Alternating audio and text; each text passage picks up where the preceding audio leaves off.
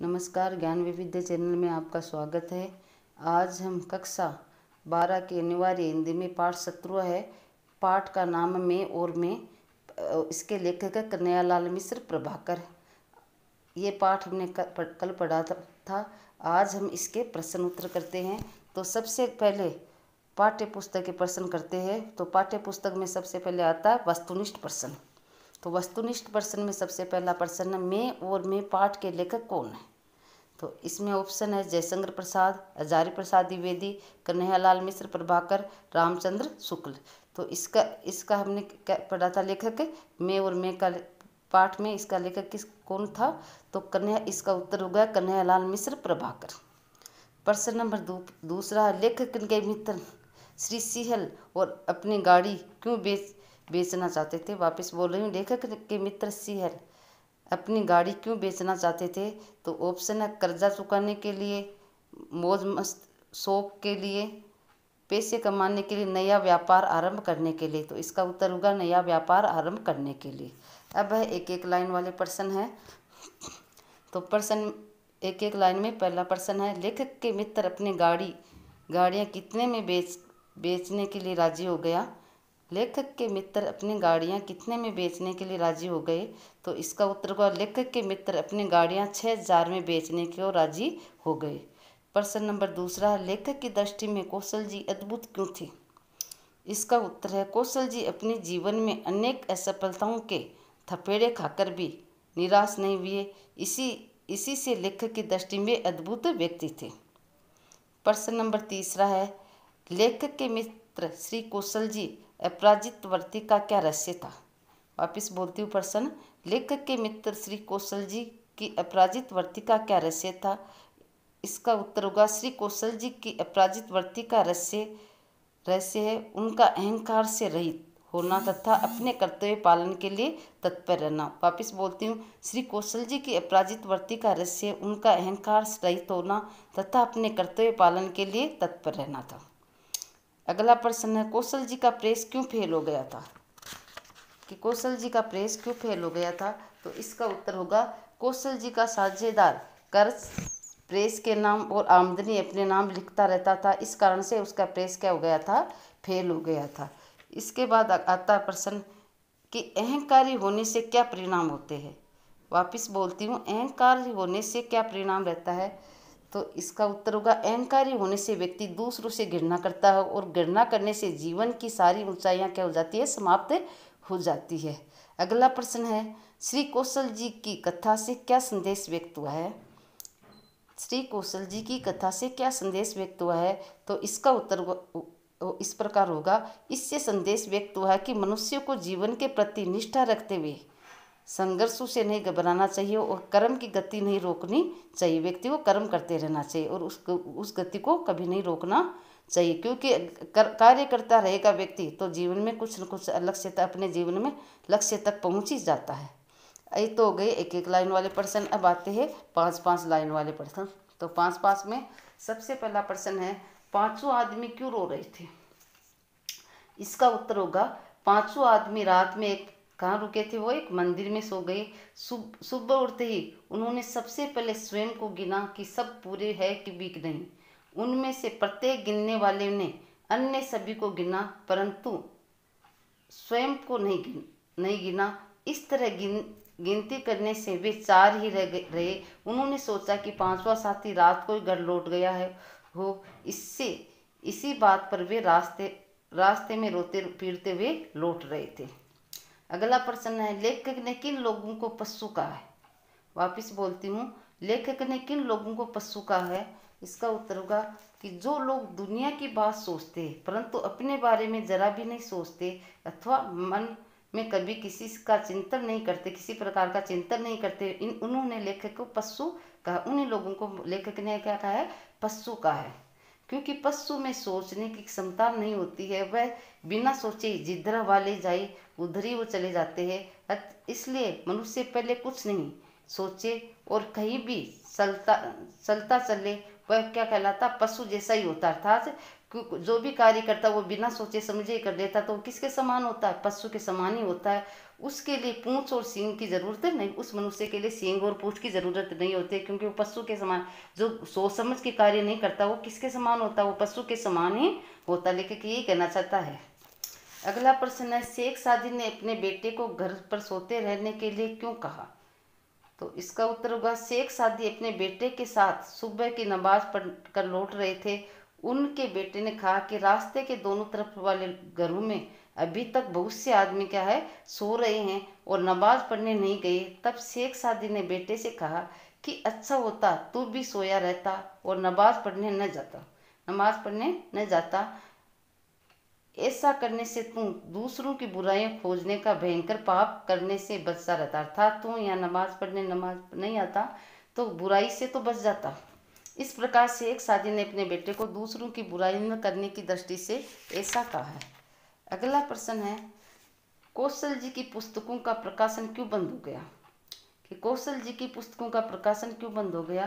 तो इसका उत्तर होगा, कौशल जी ने पुस्तक प्रकाशन का धंधा शुरू किया तो बाजार में उनकी पुस्तकों की धूम मच गई, परंतु देश के स्वतंत्र होने पर उन्हें एक यात्रा के बीच में एक जाति के लोगों ने उतार दिया, अर्थात उन पर अभियोग लगा दिया, जिससे वे बंदी बनकर जेल में रहे और उनके पुस्तक प्रकाशन का धंधा क्या हो गया था, बंद हो गया था। अब अन्य महत्वपूर्ण प्रश्न एक दो मैं और बता देती हूँ आपको। वही हाल मेरा हो रहा है, इस कथन से लेखक ने किस बात की ओर संकेत किया है? वही हाल मेरा हो रहा है, इस कथन में लेखक ने किस बात की ओर संकेत किया है? तो इसका उत्तर होगा, इस कथन से लेखक ने संकेत किया है कि जिस प्रकार पांचों बंगेड़ी गिनती करते समय स्वयं को भूल जाते थे, उसी प्रकार मैं भी अपनी बात भूल गया हूँ। मैंने अपने घर की सोची, पड़ोसियों की सोची और दुनिया की बातें सोची, परंतु कभी ये नहीं सोचा कि आखिर मेरे प्रति मेरा क्या कर्तव्य है। लेखक कहता है कि मेरे प्रति मैंने सबके बारे में सोचा, लेकिन अपने स्वयं के बारे में मैंने कभी नहीं सोचा, और मेरा क्या कर्तव्य ये भी नहीं सोचा, और क्या अधिकार है। इस तरह लेखक ने इससे अपने विषय में, अपने अधिकार एवं कर्तव्य के विषय में सोचने का संकेत किया है। अगला प्रश्न है, मैं निबंध में अहंकार के विषय में क्या बताया गया है? मैं निबंध में अहंकार के विषय में क्या बताया गया है? तो इसका उत्तर होगा, प्रस्तुत निबंध में लेखक ने बताया कि मैं अर्थात अहंकार मनुष्य का शत्रु है। अहंकार है मनुष्य का क्या है, शत्रु। अहंकार से घृणा का क्या होता है, जन्म होता है, और घृणा मनुष्य को जीवन की ऊंचाइयों को और नहीं जाने देती है। इसी कारण घृणा संपूर्ण ऊंचाई की शत्रु मानी गई है। जो व्यक्ति दूसरों से घृणा करता है वह अपना ही नुकसान करता है, अर्थात वो पहुँचाने की तो कोशिश दूसरों को करता है, लेकिन खुद ही है वो उसका अपने आप को ही नुकसान करता है, दूसरे का नहीं करता, बल्कि खुद का ही नुकसान करता है। अतः घृणा को नहीं पनपने देना चाहिए। उसके लिए अहंकार पर नियंत्रण रखना भी जरूरी है। मनुष्य को अपने अहंकार पर क्या रखना चाहिए, नियंत्रण रखना चाहिए। अगला प्रश्न है, रुक जाना ही मेरी मृत्यु है। इस कथन से लेखक ने क्या संदेश दिया है? कि रुक जाना ही मेरी मृत्यु है, इस कथन से लेखक ने क्या संदेश दिया है? इसका उत्तर होगा, इस कथन से लेखक ने संदेश दिया है कि मनुष्यों को सदैव चलते रहना चाहिए। मनुष्य का कर्तव्य भी है, ये मनुष्य का कर्तव्य है कि चरे व्यक्ति के सिद्धांत को अपनाता रहे। रुक जाना मृत्यु के समान है, और मरने से पहले मर जाना न तो मनुष्य के हाथ का अधिकार और न कर्तव्य है। वैसे रुक जाना जीवन की सबसे बड़ी कला है, बुद्धि की सबसे बड़ी कसौटी है कि कहाँ रुक जाए, परंतु फिर भी उसमें गतिशीलता का भाव निरंतर रह जाना चाहिए। ये तो हो गए आपके 5 लाइन वाले प्रश्न, पाठ्यगत हो गए। अब है निबंधात्मक प्रश्न। निबंधात्मक प्रश्न में है, पहला प्रश्न है कि पांचों बंगेड़ियों वाली कथा के माध्यम से लेखक क्या संदेश देना चाहता है? पांचों बंगेड़ियों वाली कथा के माध्यम से लेखक क्या संदेश देना चाहता है?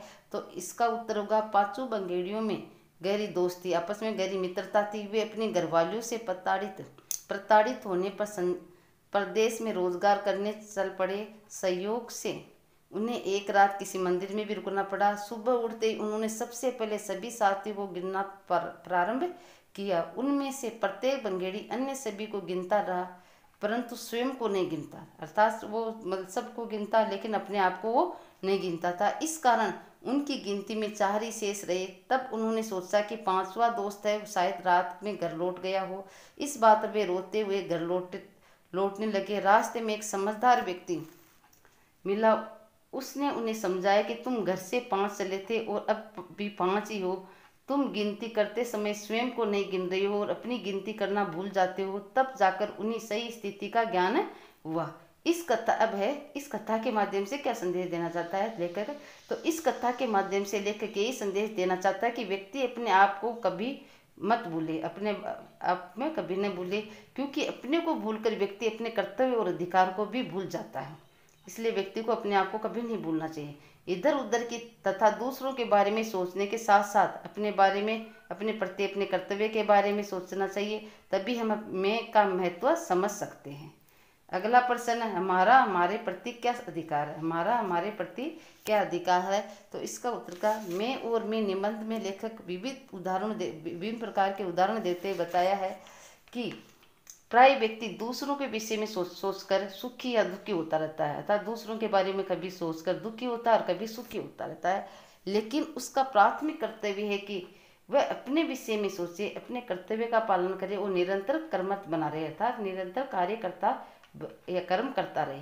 जीवन में अनेक बार कठोर प्रयास करने पर भी असफलता मिल जाती है, कि जीवन में कई बार कठिन परिश्रम करते हैं फिर भी असफल हो जाता है व्यक्ति। संघर्ष करने पर भी निराशा हाथ ही लगती है और कठिन परिश्रम करने के बाद भी उसे निराशा ही हाथ लगती है। ऐसे में हमारा हमारे प्रति ये अधिकार है कि हार जावे, थक जावे, गिर जावे और भूले भटके भी, परंतु मनुष्य होने के नाते हमारा कर्तव्य है कि अपने बारे में सोचते रहे। हार कर भी भाग्य नहीं, थक कर भी बैठे नहीं, गिर कर भी जमीन में पड़े न रहे, भूल भटक कर भी भ्रम में फिरते न रहे। सब कुछ विपरीत होने पर, मतलब हर परिस्थिति अनुकूल होने पर भी क्या कर बनाने का उसे सतत प्रयास कर शीघ्रता से अपने सही रास्ते पर आ जाए। अर्थात अनुकूल परिस्थितियों बहुत अधिक परिश्रम करने के बाद भी हमें असफलता मिले, फिर भी हमें क्या असफल होने के बाद भी हमें सही रास्ते पर आ जाना चाहिए।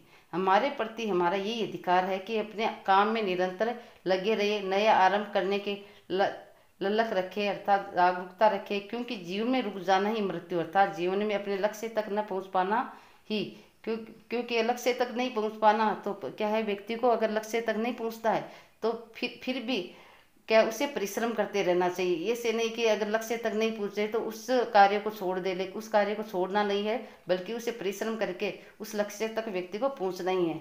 जीवन में रुक जाना ही मृत्यु हो और मरने से पहले हमारा कोई भी कर्तव्य एवं अधिकार का अधूरा नहीं छूटना चाहिए। इस प्रकार हमारा हमारे प्रति अपराजित एवं प्रगतिशील वृत्ति रखने का भी अधिकार है। ये पाठ हो गया आपका कि इस पाठ के मैं और मैं का प्रश्न उत्तर। आज ये गद्य भाग भी अनिवार्य हिंदी में पूरा हो गया है। इन प्रश्नों को आपको याद करने हैं और नोट करके क्या करना है, नोट भी करना है। ऐसे नहीं वीडियो देखकर आप इस वीडियो को डिलीट कर दो, बल्कि आपको इसको रखो और कॉपी में इसको लिखकर आपको याद करने हैं। नमस्कार, आज के लिए इतना ही काफ़ी है।